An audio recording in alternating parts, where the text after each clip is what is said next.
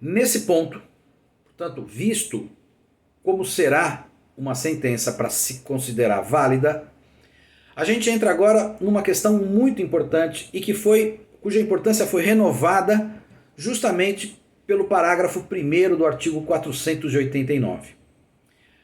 É ponto pacífico que a sentença será nula se não estiver fundamentada. Portanto, a ausência de fundamentação da decisão é motivo de nulidade a ser reconhecida pelo tribunal e, portanto, outra sentença tem que ser dada eventualmente, ou ela terá que ser substituída por um complemento que dê a essa decisão o seu fundamento.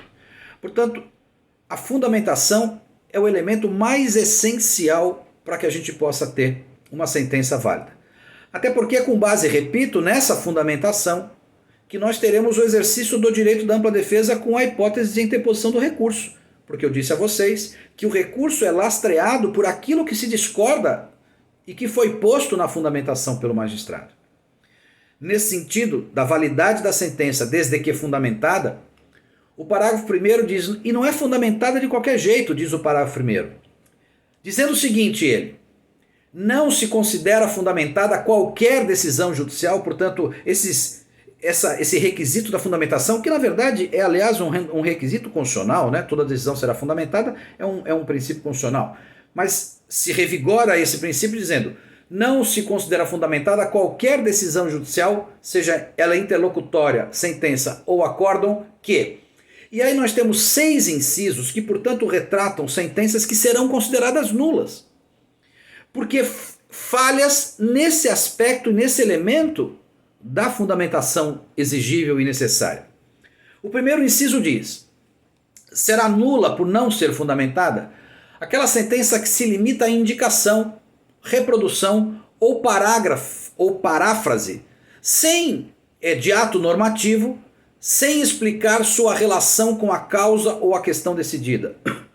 O que quer dizer se limitar à indicação, reprodução ou paráfrase de ato normativo? Quando o juiz, na hora de fundamentar e dizer para as partes o porquê ele está decidindo daquele jeito, ele diz, é porque o artigo tal diz tal coisa. Ele indica um artigo de lei, ele indica uma norma, ou ele, ao invés de indicar a norma, ele troca a norma por sinônimos, né? Paráfrase é você dizer a mesma coisa com outras palavras. O que nós queremos não é um juiz que aponte norma.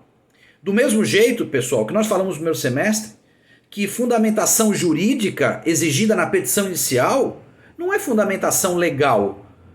Não basta apenas na inicial apontar um artigo para dizer que o seu direito decorre de um artigo. Seu direito não decorre de um artigo. Seu direito decorre dos fatos que estão vinculados por subsunção a um artigo que tem determinada interpretação.